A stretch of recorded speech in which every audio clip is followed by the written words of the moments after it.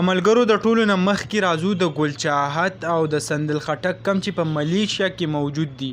ملیشیا ته د څه دپاره تللي دي نو پیله د ګل چاهت دا کال وګورئ بیا د هغې نه پس پې خبره کوو. څلور زره رنګی غواړي ظالم بچی دا خو د لسو ورځو زما چې د لسو ورځو کومه تنخوا راغه خو وایته وړئ ګزاره وکړه نو هغه خو راته پته ده چې پروفیشنل لولې ته د هغې نه کم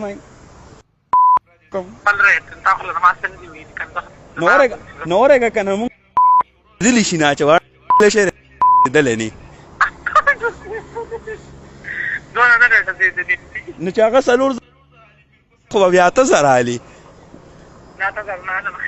ته څو رالې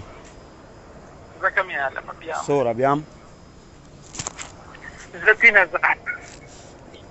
د جینۍ ته ووه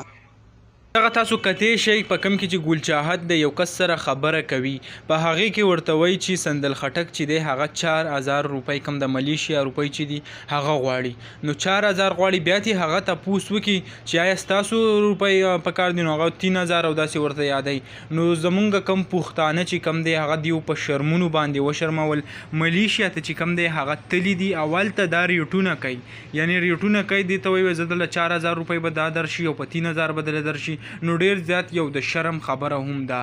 بلکې که مونږ وګورو زموږ پاکستان کې چې کوم دا ناسته وه دلته چې څه قسمه ویډیو جوړولې بیا د هغې نه دوبۍ ته چې لاړه هلته چې څه کوله اوس ملیشیا ته پسې لاړه اول ته ځي او د خلکو کوم دیرو کې چې کوم دی هغو ته سوداګانې کوي او یعنی